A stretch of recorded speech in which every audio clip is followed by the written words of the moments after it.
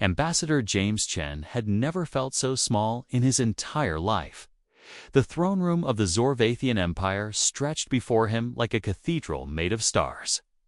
Massive crystal pillars reached up into darkness, glowing with soft purple light. Hundreds of alien nobles filled the grand hall, their tall figures dressed in flowing robes of silver and gold. They watched him with cold, unblinking eyes. James wiped sweat from his forehead. His simple Earth diplomatic suit felt wrong here. Too plain, too human. He was the first human to ever stand before the alien queen, and every eye in the room reminded him of that fact. "Stay calm," he whispered to himself. "Just don't mess this up."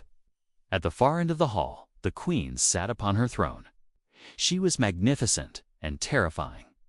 Her skin shimmered like moonlight, and her eyes burned with ancient power. A crown of floating crystals circled her head. She did not smile. She did not move. She simply stared at James as if reading his very soul. The queen's advisor, a tall alien named Elder Moroth, raised his staff.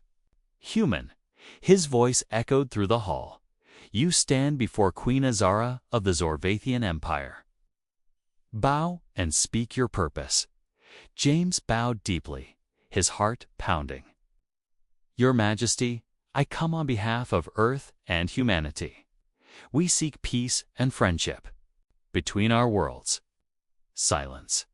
The nobles whispered among themselves in their strange language. Some looked curious, others looked angry. James couldn't tell what the queen was thinking. Her face remained cold as stone. Then something unexpected happened. A door to the side of the throne room burst open. A young alien girl ran inside, her small feet pattering across the marble floor. She couldn't have been more than 8 years, old in human years. Her skin glowed softer than the queen's, and her eyes sparkled with innocent joy. "Princess Lyra," Elder Marath shouted. "Return to your chambers at once." But the little princess didn't listen. She ran straight toward James, her silver dress flowing behind her. The alien guards moved to stop her, but she was too fast. The entire court gasped.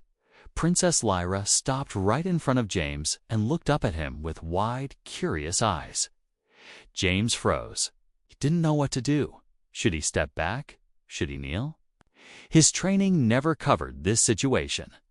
The little princess smiled, a pure, innocent smile that reminded James of children back on Earth. Then, before anyone could stop her, she wrapped her small arms around James in a tight hug. Time seemed to stop. The whispers died instantly. The massive throne room fell into complete silence. It was the kind of silence that screamed danger. James stood perfectly still, the young princess hugging him like he was an old friend. He could feel every alien eye burning into him. Something was very, very wrong. Slowly, one by one, the alien nobles dropped to their knees.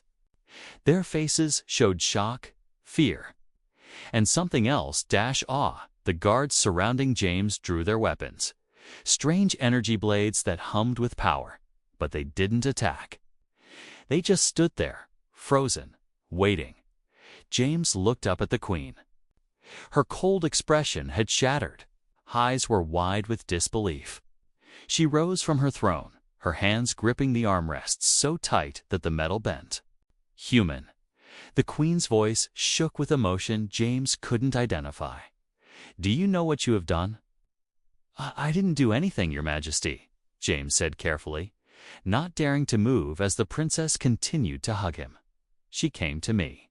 "Exactly," a voice said from the crowd. An old alien noble stepped forward, his robes marked with ancient symbols. His face was pale. The child chose him. The embrace was given freely. "That's impossible," another noble shouted. The prophecy spoke of a warrior, not a weak human. The prophecy spoke of a guardian. The old noble corrected. It said nothing of species.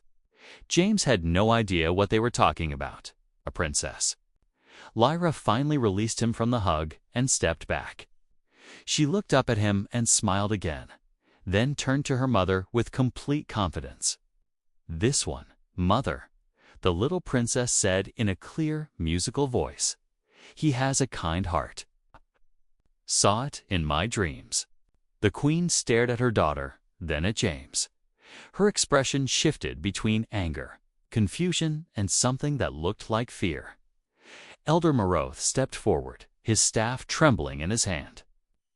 "Your Majesty, if the princess has truly chosen, then the ancient law must be invoked." No, Duke Sarvin, a powerful noble with dark markings across his face, stood from the crowd. "This is madness.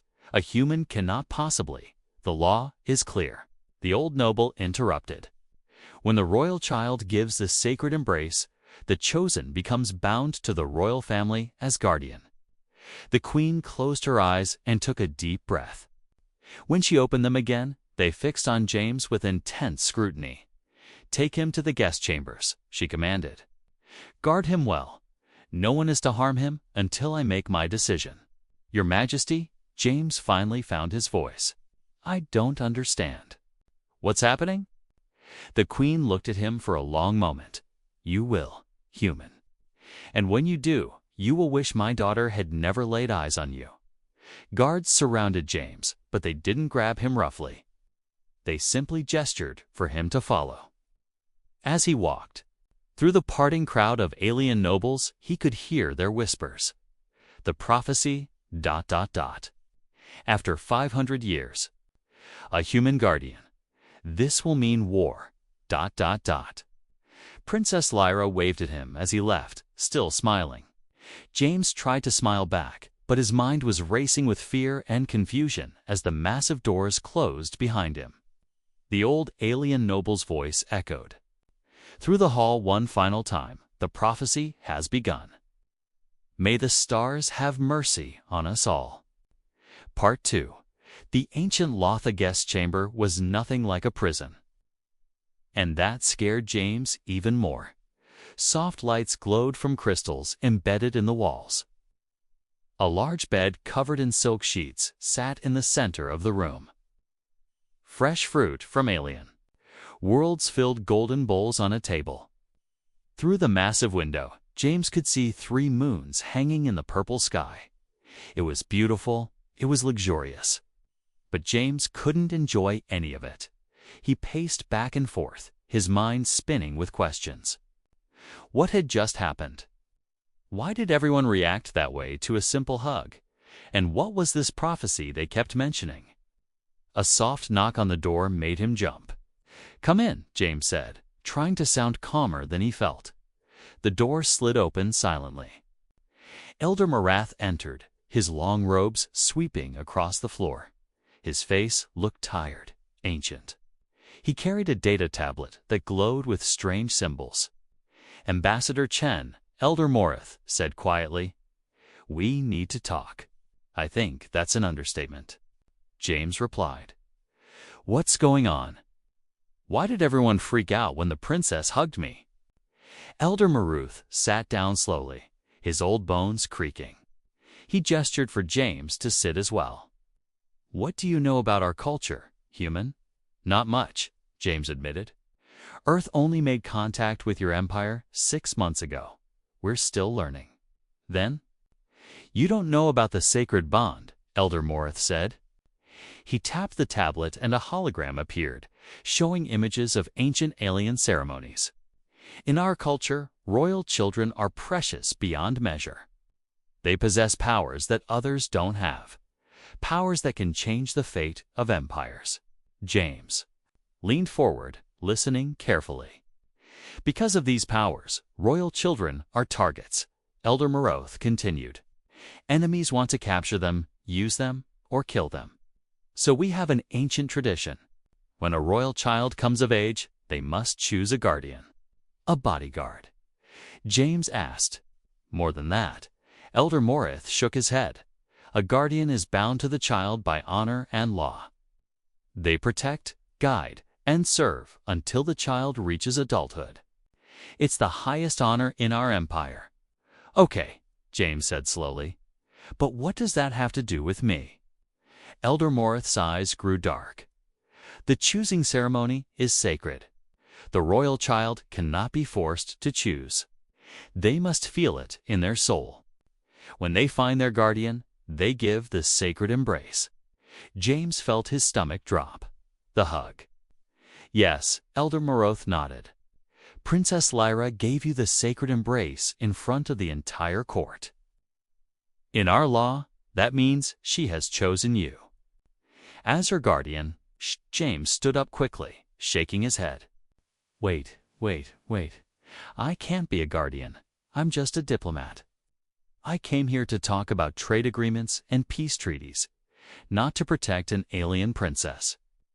The princess doesn't care about your title, Elder Moroth said quietly. She chose you because she saw something in you. Princess Lyra has a gift, Ambassador. She can see into hearts. She can sense truth and goodness. Every warrior in our empire has tried to earn her favor. Brave soldiers, skilled fighters, noble knights. She rejected them all. But why me? James asked desperately. That, Elder Morith said, is what everyone is asking. James sat back down, his head in his hands. This is crazy. I can't fight like an alien warrior. I don't have special powers. I'm just a regular human. Perhaps that's exactly why she chose you, Elder Morath suggested. A long silence filled the room. James tried to process everything. Finally, he looked up at the old advisor. What happens now? Elder Morith's expression grew grim. The Queen must decide. She can honor the ancient law and accept you as her daughter's guardian. Or she can reject the choice and break a tradition that has existed for thousands of years. What happens if she breaks the tradition? Our people are divided on this, Elder Morith said carefully. Some nobles believe in the old ways. They think the sacred embrace cannot be denied. Others, like Duke Servan, think a human is unworthy. If the Queen rejects you, it could split the court, maybe even start a civil war. And if she accepts me? Elder Moroth looked at James with sad eyes. Then you will have enemies, Ambassador. Powerful enemies who will do anything to remove you. 3 assassination attempts were made on the last guardian. He died before the princess reached her 10th birthday. James felt cold despite the warm room. That's why everyone looked so scared. The last time a guardian was chosen was 500 years ago, Elder Moroth explained. It ended in tragedy and bloodshed.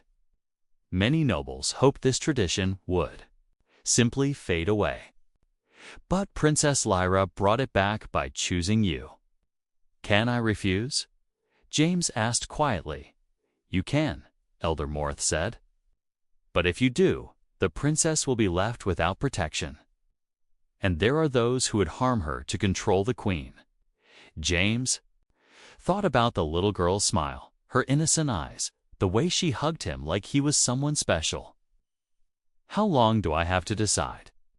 The Queen will announce her decision tomorrow. Elder Moroth stood to leave.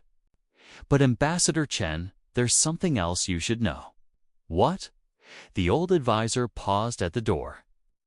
Princess Lyra told her mother that she dreamed of you.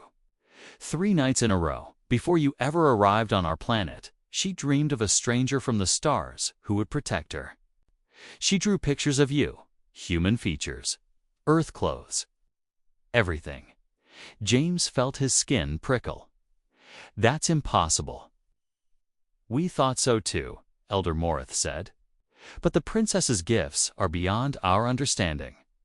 She saw you coming, Ambassador. She knew you before you knew yourself. With that, the old advisor left, the door sliding shut behind him. James walked to the window and stared at the alien moons. Somewhere in this palace, a little girl believed he was her protector. Somewhere in the court, nobles were plotting his death. And somewhere, a queen was deciding the fate of kingdoms. A servant entered quietly, carrying a tray of food. As she set it down, She leaned close and whispered, "Don't eat anything not tested, human. 3 nobles already want you dead." Then she was gone. James looked at the beautiful food and pushed it away. He had lost his appetite anyway. Part 3. The royal court divides morning came too quickly. James barely slept. Every sound in the night made him jump. Every shadow looked like an assassin. He kept thinking about the servant's warning. 3 nobles already want you dead. When guards arrived at his door, James's heart raced. They simply escorted him back to the throne room. This time, even more aliens filled the hall. News had spread across the empire. Everyone wanted to see what the queen would decide. James walked through the crowd, feeling their eyes on him. Some looked curious. Others looked angry. A few even looked hopeful. Princess Lyra stood beside her mother's throne, wearing a dress of shimmering blue. When she saw James, her face lit up with a smile. She waved at him excitedly, like greeting a friend. The queen sat perfectly still, her expression unreadable. She wore armor today instead of robes. That couldn't be a good sign. Elder Marath struck his staff against the floor 3 times. The sound echoed like thunder. The crowd fell silent. People of the Zorvathian Empire, the queen's voice rang clear and strong. You know why we are gathered? My daughter, Princess Lyra, has given the sacred embrace to this human. The ancient law is clear. When the royal child chooses, we must honor that choice. Murmurs rippled through the crowd. James noticed some nobles nodding in agreement. Others shook their heads in disgust. Therefore, the queen continued, I declare that Ambassador James Cheneverth shall be no. A powerful voice cut through the hall. Duke Zarvan stepped forward from the crowd. He was massive, covered in battle scars, his dark armor gleaming. Other nobles moved aside quickly to let him pass. Your Majesty, Duke Zarvan said with barely controlled anger, I must protest. A human guarding our princess. This is madness. The law is the law. Duke Zarvan, Elder Morath, said firmly. The law was made when we were surrounded by worthy warriors. Duke Zarvan pointed at James. Look at him. He's weak. Small. He has no training in our ways. He knows nothing of our enemies. Other nobles began shouting in agreement. Duke Zarvan speaks truth. A human cannot protect our princess. This breaks all tradition. But other voices rose in opposition. The sacred embrace cannot be denied. The princess chose him for a reason. Would you spit on our ancient laws? The throne room erupted into chaos. Nobles argued with each other. Some drew closer to James protectively. Others glared at him with open hatred. The queen raised her hand. Instantly, the room fell silent again. Her power was absolute. I understand your concerns, the queen said, her voice cold as ice. This is ... unprecedented. A human has never been chosen as guardian, but my daughter's gift has never been wrong. She looked down at Princess Lyra, and for just a moment, James saw something soft in the queen's eyes. Love, fear, a mother's worry. However, the queen continued, I cannot ignore the concerns of my people. Duke Zarvan is right. We know nothing of this human's abilities. James felt his stomach sink. Therefore, I propose a compromise, the queen announced. The human will be tested. 3 trials. If he passes all 3, he will be accepted as guardian with full honors. If he fails, even 1. He returns to Earth, and we never speak of this again. The crowd buzzed with conversation. Duke Zarvan smiled, but it wasn't a kind smile. It was the smile of a predator who had just cornered prey. What kind of trials? James asked, surprised by the steadiness in his own voice. Traditional guardian trials, Elder Marath explained, though he looked worried. Tests of combat, wisdom, and courage. When do they start? James asked. 3 days, the Queen said. You will have time to prepare. Captain Zero will train you. Female alien warrior stepped forward. She was tall and muscular, with silver markings across her face. She looked at James with measuring eyes, like a teacher sizing up a difficult student. I accept, James said. He didn't know what else to say. Refuse and abandon the princess. Run back to Earth like a coward. No, that wasn't who he was. Princess Lyra clapped her hands together happily. You'll do great. She called out to him. Duke Sarvin's smile grew wider. 3 days, human. Enjoy them. They may be your last. The crowd began to disperse. Some nobles approached James with words of encouragement. Others simply glared and walked away. The court was clearly divided as guards escorted James out. Elder Morith pulled him aside. Ambassador, the old advisor whispered urgently. Be very careful. The trials are dangerous, but they follow rules. Your real danger comes from those who don't play by rules. What do you mean? Duke Sarvin wants you gone, Elder Moroth said quietly. He has wanted his own son to be chosen as guardian for years. He won't let a human ruin his plans. Watch your back. That night, James met Captain Zira in the training hall. She circled him slowly, studying him like a scientist examining a strange specimen. You're smaller than I expected, she said bluntly. Weaker, too. Thanks for the confidence boost, James muttered. I'm not here to boost confidence, Captain, Zira said. I'm here to keep you alive. The first trial is combat. You'll face one of our warriors in the arena. Can I use weapons? If you know how, Captain Zero tossed him a training sword. Show me what you've got. James caught the sword awkwardly. He had basic combat training from Earth's diplomatic corps, but nothing like what these alien warriors probably knew. They sparred for an hour. Captain Zero defeated him easily every single time. Finally, she lowered her weapon. You can't win with strength, she said honestly. Our warriors are bigger, faster, stronger. If you fight their way, you'll die. Then, how do I win? James asked. Breathing hard, Captain Zira smiled slightly. You fight like a human. Use your brain. Be unpredictable. Make them underestimate you, then surprise them. As James limped back to his chambers that night, exhausted and bruised, he heard footsteps. Behind him? He spun around quickly. A hooded figure stood in the shadows. Who's there? James demanded. The figure stepped into the light. It was a servant, the same one who had warned him about the food. I have a message, she whispered, from someone who wants to help you. Who? I cannot say. She looked around nervously. But they want you to know, the first trial is rigged. Duke Sarvin has bribed the warrior you'll face. He's been ordered to make it look like an accident, but to kill you?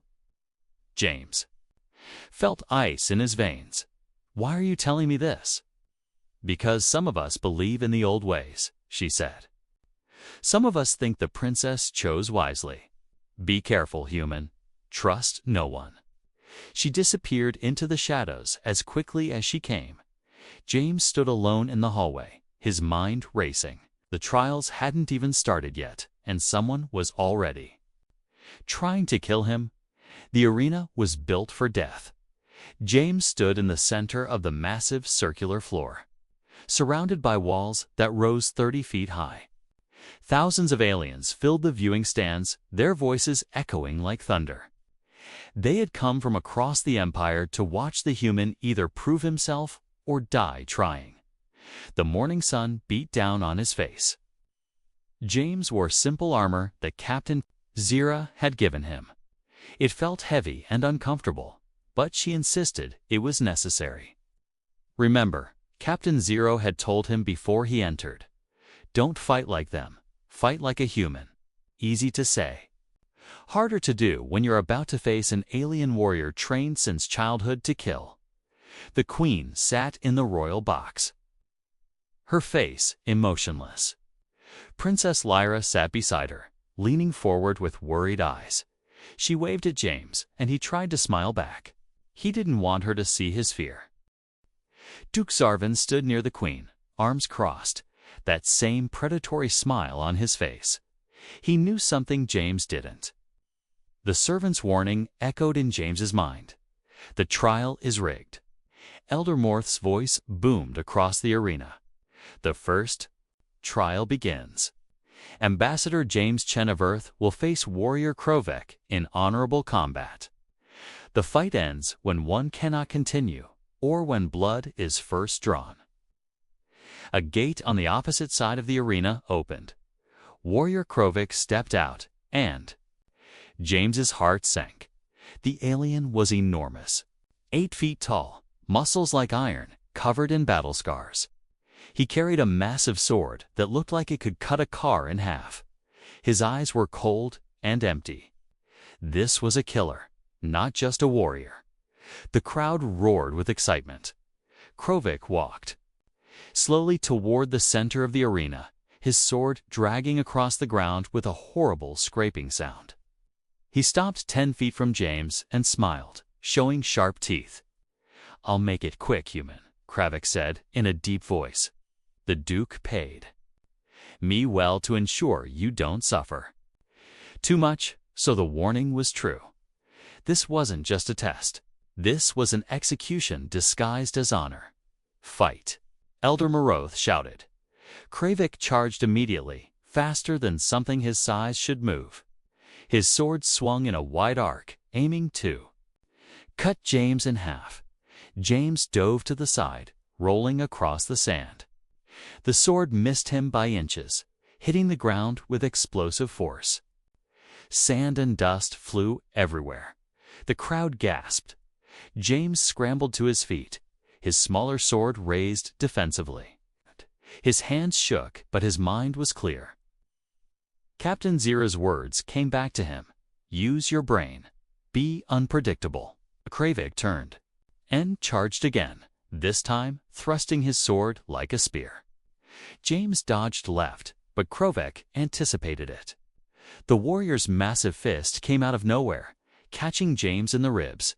Pain exploded through his body. James flew backward, hitting the arena wall hard. He tasted blood. The crowd cheered louder. "Get up, human," Krovek laughed. "I'm not done yet." James struggled to his feet, gasping for air. His ribs screamed in agony. Krovek was toying with him, making it look good for the audience before the kill. But as James watched Krovek approach, something clicked in his mind. The warrior was big and strong, yes, but he was also arrogant. He expected James to fight with honor, to face him directly. Humans didn't always fight with honor. Sometimes they fought to survive. Krovek swung his sword again, a powerful overhead strike meant to end the fight. James didn't dodge this time. Instead, he ran forward, directly into Krovek's reach. The move surprised everyone, including Krovek. The warrior's sword passed over James's head as James ducked low and slammed his shoulder into Krovek's knee. It was a dirty move, not honorable, not traditional, but effective. Krovek's knee buckled. The massive warrior stumbled, off balance for just a moment. That moment was all James needed. He spun around Krovek's back, grabbed a handful of sand from the arena floor, and threw it directly into the warrior's eyes. Krovek roared in pain and anger, temporarily blinded. He swung his sword wildly, but James was already moving. James ran toward the arena wall, then up it. His feet found small cracks in the stone. He pushed off the wall, launching himself through the air. Time seemed to slow. James sailed over Krovek's head, his small sword pointed downward. As he passed, he sliced across Krovek's shoulder. Not deep, not deadly, but enough blood. But first blood had been drawn. James landed hard on the sand, rolled, and came up in a defensive stance, ready to continue. But Kravik just stood there, touching his bleeding shoulder in disbelief. The crowd had gone completely silent. Elder Morth's voice broke the silence. First blood to the human. The trial is complete. The arena exploded with noise. Half the crowd cheered wildly. The other half booed and shouted in anger. They had expected to see the human destroyed, not victorious. James looked up at the royal box. Princess Lyra was jumping up and down with excitement, clapping her hands. Captain Zero nodded with approval. Elder Morth looked relieved, but the Queen's expression remained unreadable. Duke Sarvin's face, however, was easy to read. Pure rage. Kravik threw down his sword in disgust. You fought without honor, like a coward. I fought to survive, James said, breathing hard. Where I come from, there's honor in that, too. Guards entered the arena to escort James out. As he walked past Kravik, the massive warrior grabbed his arm. The Duke will not be pleased, Kravik whispered. Watch your back, human. The next trial won't be so easy to cheat. I didn't cheat, James said firmly. I won. Back in the preparation chamber, Captain Zero greeted him with an actual smile. That wall move was clever. Where did you learn that? Action. Movies, James admitted, wincing as she checked his ribs. What are action movies? I'll explain later. What's the second trial? Captain Zero's smile faded. The Chamber of Memories. It's different from combat. You'll face yourself, not an enemy. What does that mean? I can't tell you, she said quietly. No one can. The chamber shows each person something unique, something personal. Many warriors enter confident and leave broken. A knock on the door interrupted them. A young servant entered carrying a message tablet. From the Queen, the servant said nervously. James read the message. His blood ran cold. What is it? Captain Zero asked. The second trial, James said slowly. It happens tonight. The Queen wants this finished quickly. That's not normal, Captain Zero frowned. Usually there are days between trials. Duke Sarvin must be pressuring her. That night, as James was escorted to the Chamber of Memories, he passed through a darkened hallway.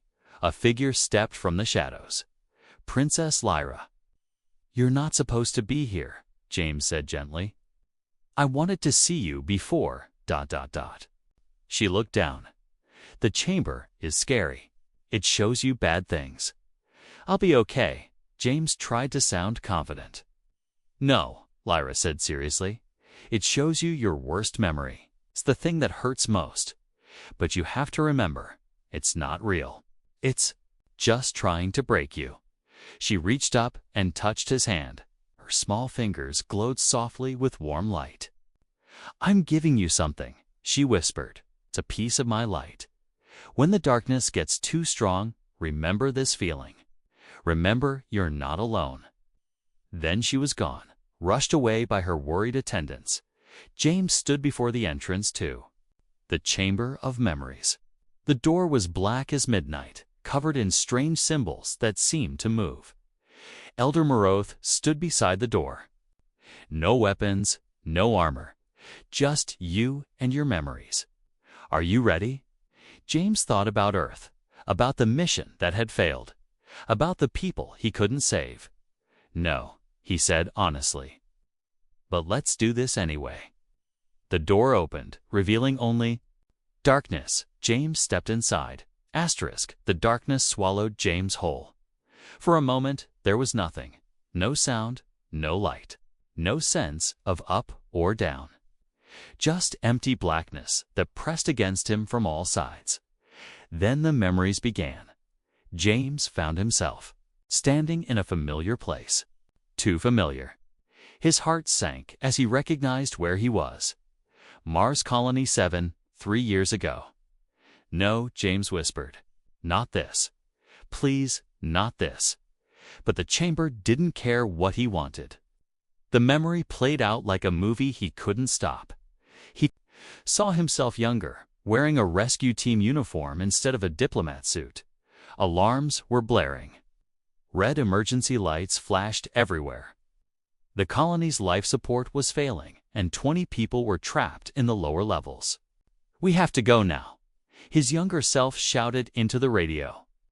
"The oxygen won't last another hour." "Negative." The commander's voice crackled back. "The structure is unstable. If you go down there, you'll die too. I can save them." Young James argued. "That's an order, Chen. Stand down." James watched his younger self stand at the entrance to the lower levels, hand on the door, ready to disobey orders. Ready to be a hero. But he didn't open the door. He stood there, frozen by fear and duty, while 20 people suffocated below. He could still hear their final messages. Parents saying goodbye to children. A woman singing to calm the others. A man praying. And James had done nothing. The memory shifted. Now he was at the memorial service. 20 coffins. 20 families who hated him. One woman, the mother of a 12-year-old girl, had looked him in the eyes and said, "You could have saved her. But you were too afraid." She was right. "I'm sorry," James said to the ghosts of his past. "I'm so sorry." The chamber seemed to feed on his guilt. The darkness grew heavier. The voices of the dead grew louder. They surrounded him, accusing him, blaming him. "Coward. You let us die. Too afraid to try." James fell to his knees. The weight of his failure crushed him. Maybe Duke Sarvin was right. Maybe he wasn't worthy to protect anyone. He had already failed once. He would fail again. Princess Lyra would die because of him, just like those 20 people died. Then, in the depths of his despair, he felt something warm. A small light glowed in his palm. Princess Lyra's gift, the piece of light she had given him. Her voice echoed in his memory. "Remember, you're not alone." James closed his eyes and took a deep breath. The voices of the dead still screamed at him, but he spoke over them. "You're right," he said quietly. "I failed you. I was afraid. I made the wrong choice, and I've carried that guilt every day since. But I'm not that person anymore." The darkness seemed to pause, surprised. "I can't change the past," James continued, standing slowly. "I can't bring you back. I can make sure I never freeze again. I can protect the princess. Not because I'm fearless, but because I know what failure costs. I know what it means to live with regret." The Queen's words echoed across the ruined arena. "Ambassador James Chen has passed all 3 trials. By the ancient law, I declare him the official royal guardian of Princess Lyra." The crowd exploded into chaos. Half cheered wildly, celebrating the human who had done the impossible. The other half shouted in anger, refusing to accept a human as guardian. But the loudest voice came from the royal box. Nitrogen monoxide. Duke Sarvan roared. "This is a mockery." He destroyed the arena. He ran from the beast like a coward. He broke every tradition we hold sacred. The Queen turned to face him, her eyes cold as ice. "The traditions say nothing about how the beast must be defeated, Duke Sarvan, only that it must be defeated. The human one, the law is clear. The law is broken." Duke Sarvan descended from the royal box, his face red with fury. Several nobles followed him, all looking equally angry. "You're allowing this? This creature. From Earth to guard our most precious princess. You're destroying everything our empire stands for." "Careful, Duke," Elder Morith warned. "Your words border on treason." "Treason." Duke Sarvan laughed bitterly. "The real treason is allowing a weak, dishonorable human too. I am not weak." James's voice cut through the argument. He stood slowly, Princess Lyra still holding his hand. His body ached, but his voice was steady and strong. I'm not as strong as your warriors, James continued, looking directly at Duke Sarvin. I'm not as fast. I don't have special powers. But I survived 3 trials designed to kill me.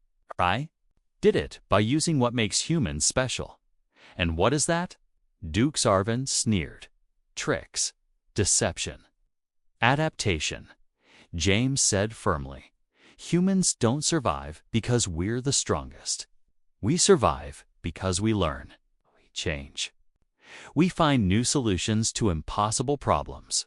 That's what I did today. He looked around at the gathered crowd, at the thousands of alien faces watching him.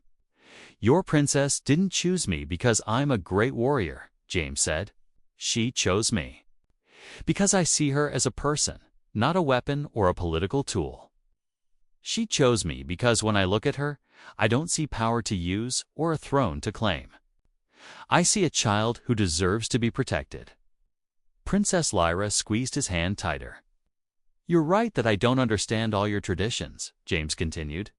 I don't know your history or your customs, but I know what it means to protect someone. I know what it means to stand between danger and an innocent life. And I know that I will die before I let anyone harm this little girl. Silence fell across the arena. The Queen studied James with new eyes. Something shifted in her expression. Wall coming down, a decision being made. Duke Sarvan, the Queen said quietly, you have opposed this guardian from the beginning. Why? Because he's unworthy, Duke Sarvan insisted. No, Captain Zira stepped forward, holding up a small recording device. Because you wanted your own. Son chosen as guardian, because you saw it as a path to power. She activated the device. Duke Sarvan's voice filled the arena. The 3rd trial must be his end. Release the shadow beast early. Make sure it's hungry. Make sure it kills him. The crowd gasped. Duke Sarvan's face went pale. You rigged the trial, the Queen said, her voice deadly calm. You tried to murder an ambassador under my protection. You manipulated sacred traditions for personal gain. That recording is fake. Duke Sarvan shouted. Fabricated by those who want to see me fall. Perhaps, the Queen said. But there are other questions, like why the Shadow Beast was released 12 hours early, or why the arena's support beams were weakened before the trial. Captain Zira investigated. She found evidence of sabotage. Duke Zirvin looked around desperately. The nobles who had supported him were backing away now, distancing themselves from his crimes. I did what was necessary. Duke Sarvan finally shouted. Our empire is becoming weak. We're accepting humans, making treaties with lesser species. Someone had to preserve our strength by breaking our laws. Elder Morath said sadly, by dishonoring our traditions, you became the very thing you claimed to fight against. The Queen raised her hand. Duke Sarvan, you are stripped of your title and lands. You and your conspirators will be imprisoned pending full investigation. Guards, take him. Duke Sarvan struggled as guards surrounded him. This isn't over. The empire will fracture. You're choosing a human over your own people. I'm choosing honor over treachery, the Queen replied. There's a difference. As Duke Sarvan was dragged away, still shouting threats, the arena fell quiet. Once more, the Queen approached James and Princess Lyra. For the first time, her cold expression softened completely.